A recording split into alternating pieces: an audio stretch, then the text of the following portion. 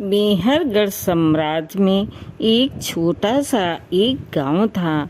गांव में एक बहुत ही गरीब धोबी रहता था, लेकिन उसकी बड़ी समस्या ये थी कि उसके एक भी संतान नहीं थी और शादी को लगभग 7 साल हो चुके थे। धोबी और उसकी पत्नी को गरीबी का इतना दुख न था जितना संतान न होने का। दोनों भगवान से प्रार्थना करते, ईश्वर उन्हें एक संतान अवश्य दे, चाहे वो लड़का हो या लड़की। इसी बीच धोबी के पड़ोस में एक नवविवाहित जोड़ा रहने आया। वे बहुत खुश रहते थे। 1 वर्ष पश्चात ही उनके घर में पुत्र ने जन्म लिया तो धोबी और उसकी पत्नी भी उनके घर बधाई देने पहुँचे। दोनों परिवार में खूब मित्रता हो गई थी। इस कारण धोबी व पत्नी की खूब अवभगत हुई।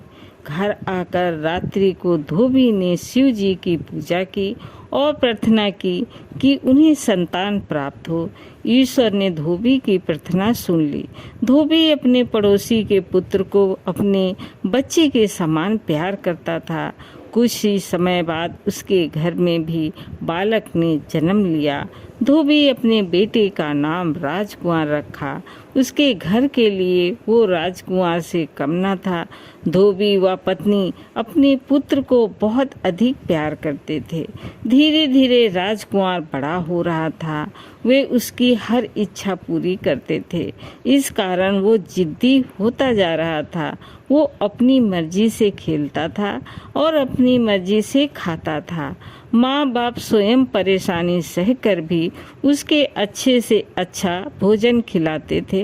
राजकुमार बेहिसाब खाने के कारण मोटा होता जा रहा था। बच्चे उसे पेटू कहकर बुलाने लगे थे। एक दिन राजकुमार एक बगीचे से बहुत सारे फल तोड़कर लाया। माँ के मना करने पर भी उसने सारे फल खा लिए। इसी रात उसके पेट में दर्द होने लगा। रात्रि में उसे दस्त होने लगे। राजकुमार की माँ परेशान थी कि वो क्या करे ताकि राजकुमार ठीक हो जाए। राजकुमार का पिता किसी जरूरी काम से 2 दिन के लिए पास के गांव गया था। सुबह होते ही माँ ने राजकुमार से कहा, पास के गांव में वैद्य जी रहते हैं, उनकी एक पुड़िया से फायदा हो जाता है। तू जल्दी से उनके पास चला जा। सारी परेशानी बताकर जो वो बताएं वो ध्यान से सुनकर आना। तेरे पिताजी होते तो उन्हें साथ भेज देती। राजकुमार पेट दर्द व दस्त के कारण बेहाल होता जा रहा था। वो गांव की सड़क पर तेजी से चलते हुए पास के गांव में वैद्य के पास पहुंच गया। वैद्य जी राजकुमार के पिता के परिचित थे, अतः उन्होंने दवाई तैयार करके राजकुमार को एक पुड़िया दवा खिला दी। राजकुमार को पेट दर्द व दस्त से आराम महसूस हुआ। वैद्य जी ने घर के बाहर पड़ी चारपाई पर कुछ देर उसे आराम करने को कहा। कुछ देर में राजकुमार ने कहा, वैद्य जी मैं घर जाना चाहता हूँ, आप ये बता दें कि भोजन में क्या खाऊंगा ताकि जल्दी ठीक हो जाऊं। वैद्य जी ने कहा, बेटा राजकुमार 2 दिन तक खिचड़ी के सिवा कुछ नहीं खाना। कल को आकर दवाई खा जाना, मैं तुम्हारे लिए दवाई तैयार करके रखूंगा। राजकुमार ने खिचड़ी शब्द सुना न था, अतः फिर बोला, क्या नाम बताया आपने? खिचड़ी। वैद्य जी ने कहा, तुम बस माँ को जाकर बता देना कि वैद्य जी ने खिचड़ी बताई है, माँ खुद बनाकर खिला देगी। राजकुमार ने पूछा, खिचड़ी? राजकुमार को खिचड़ी शब्द थोड़ा मुश्किल लग रहा था, अतः वो रटते रटते चल दिया। वो धीरे धीरे घर की ओर जा रहा था और मुंह से बोल रहा था, खिचड़ी खिचड़ी। वो कब खिचड़ी कहते कहते खचड़ी कहने लगा, उसे पता ही नहीं चला। कुछ ही देर में वो खचड़ी को खाचड़ी बोलने लगा। वो खाचड़ी रटते रटते एक खेत के पास से गुजरा रहा था कि खेत में काम करने वाले किसान ने उसे आवाज़ दी, ए छोकरे इधर आ, क्या बोल रहा है? राजकुमार ने मासूमियत से जवाब दिया, खाचड़ी खाचड़ी। किसान गुस्से में भरकर बोला, मैं खेत में बीज बो रहा हूँ और तू बोल रहा है खाचड़ी खाचड़ी। अगर चिड़िया मेरा बीज खा गई तो पौधे कहाँ से निकलेंगे? अगर तुझे कुछ कहना है तो बोल उड़ चिड़ी और यहाँ से भाग। राजकुमार ने दुनिया देखी न थी, पहली बार घर से निकला था। अति घबरा कर रटने लगा, उड़ चिड़ी। वो इसी प्रकार रटता हुआ घर की ओर चल दिया। कुछ कदम ही दूर गया था कि उसने देखा एक बहेलिया जाल फैलाए बैठा है और पंछियों के फंसने का इंतजार कर रहा है। बहेलिये ने राजकुमार को उड़ चिड़ी रटते देखा तो क्रोध में चिल्लाया, ए लड़का, इतना मारूंगा कि सब भूल जाएगा। उड़ चिड़ी क्या बोल रहा है? क्या तू चाहता है कि सारी चिड़िया में तेरी बात सुनकर उड़ जाएं और मेरे जाल में एक भी न फंसे? राजकुमार भोलेपन से बोला, मैं तो वैद्य जी के पास से आ रहा हूँ, उड़ चिड़ी कह रहा हूँ। अच्छा, तू ऐसा नहीं मानेगा, बहेलिया क्रोध से बोला। फिर बहेलिये ने राजकुमार को एक थप्पड़ लगाते हुए कहा, लड़के बोल, आते जाओ फंसते जाओ, आते जाओ फंसते जाओ। बेचारा राजकुमार रोते रोते बोला, आते जाओ फंसते जाओ। फिर वो इसी प्रकार रटते हुए आगे चल दिया। वो थोड़ी ही दूर गया था कि उसे कुछ लोग इकट्ठा होकर बातें करते दिखाई दिए। वे सब चोर थे और किसी रईस के घर में चोरी की योजना बना रहे थे। तभी उधर से राजकुमार रटते हुए निकला, आते जाओ फंसते जाओ। एक चोर का ध्यान राजकुमार की बात की ओर गया तो उसने फौरन बाकी चोरों का ध्यान राजकुमार की रट की ओर लगाया। पांचों चोरों ने सुना तो दौड़कर राजकुमार को पकड़ लिया और मारने लगे। राजकुमार बेचारा हैरान था कि वे सब क्यों उसे मार रहे हैं।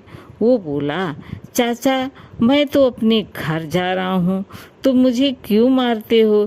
एक चोर बोला, हम चोरी करने जा रहे हैं और तू हमें बद्दुआ दे रहा है कि आते जाओ फंसते जाए, यानी एक एक करके पकड़े जाएं। ऐसी बुरी बात तो हम अपने घर वालों की भी नहीं सुन सकते।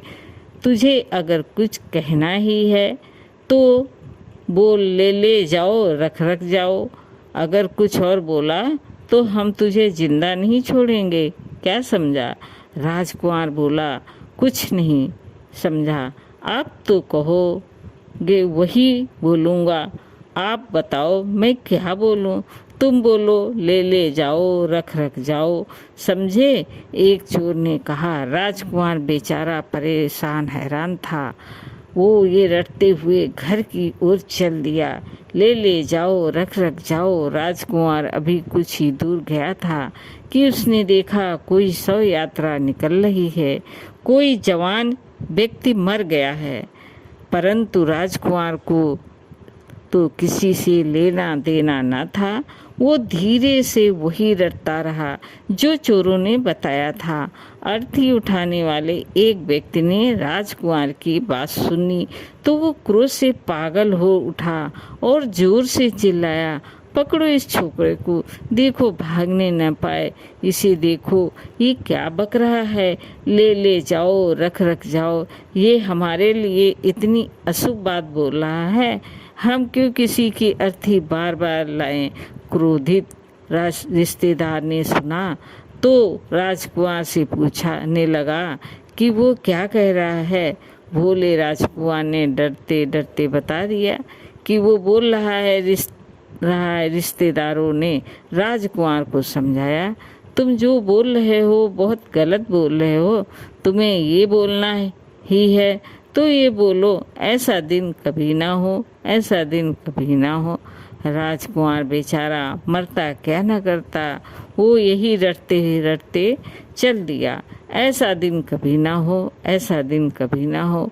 वो बेचारा डर के मारे समझ नहीं पा रहा था कि उसके साथ इतना बुरा क्यों हो रहा है। बचपन से आज तक उसने माँ बाप से अधिक डांट तक न खाई थी। पिटाई का तो सवाल ही नहीं था। उसके घर के आसपास के अलावा बाहरी दुनिया उसने देखी ही नहीं थी। शाम ढल चुकी, रटते रटते वो थोड़ी ही दूर गया था कि उसने देखा कोई बारात निकल रही है। वो सड़क के किनारे खड़े होकर अपनी बात रटते हुए बारात देखने लगा। उसे पता न था कि वो किसी राजा के बेटे की बारात निकल रही है। एक सैनिक ने सुना कि वो लड़का कुछ बोल रहा है। उसने ध्यान से सुना तो दौड़कर राजा के पास आया और उसे सारी बात बताई। राजा को ये सुनकर बड़ा आश्चर्य हुआ कि कोई लड़का कह रहा है ऐसा दिन कभी ना हो। राजा ने के तुरंत उस लड़के को पकड़कर आदेश दिया कि सिपाही राजकुमार को पकड़कर पीटते हुए राजा के पास ले गए। राजा कुंवर बेचारा रोने लगा। राजा ने पूछा, ए लड़के, तुम्हें इस शादी से क्या दुख है। राजकुमार बेचारा समझ ही न सका कि राजा ऐसा क्यों पूछ रहा है। उसने कहा, मुझे तो इस शादी से कोई दुख नहीं है। राजा ने कहा, क्या तुम नहीं जानते कि ये राजा के बेटे की बारात है और ऐसे बोल रहे हो कि ऐसा दिन कभी ना हो। राजकुमार ने ज्यों ही अपनी बात विस्तार से सुनानी शुरू की, राजा समझ गया। राजकुमार बेचारा नादान है। उसने राजकुमार से कहा, तुम्हें ये बोलना चाहिए ऐसा दिन सभी का हो। राजकुमार ने ठीक कहा। तब राजा के सिपाही को आदेश दिया, राजकुमार को उसके घर पहुंचा दो, क्योंकि वो अपने घर का रास्ता भटक गया है। सिपाही राजकुमार को उसके घर छोड़ाए। माँ सिपाही तथा राजकुमार को देखकर हैरान सी हो गई। राजकुमार बेचारा रो रहा था। उसके बदन में पिटाई के कारण बहुत दर्द था। राजकुमार के रोते रोते उसकी माँ को सारा हाल बताया। फिर पूछा, माँ ऐसा क्यों होता है। कोई आदमी एक बात बोलने को कहता है, दूसरा आदमी उसी बात पर मानने लगता है। माँ ने कहा, बेटा, समय और मौके के अनुसार शब्दों के अर्थ बदल जाते हैं। राजकुमार ने प्रश्नवाचक दृष्टि से माँ की ओर देखा तो माँ ने कहा, सो जाओ बेटा, तुम बहुत भोले हो, इन बातों का मतलब नहीं समझ सकोगे। परंतु बेचारे राजकुमार को बदन दर्द के मारे नींद नहीं आ रही थी। पेट दर्द तो वो कब का भूल चुका था। इसलिए कभी भी दुनिया में ज्यादा सीधापन भी ठीक नहीं होता है, थोड़ा सा चतुर भी होना चाहिए।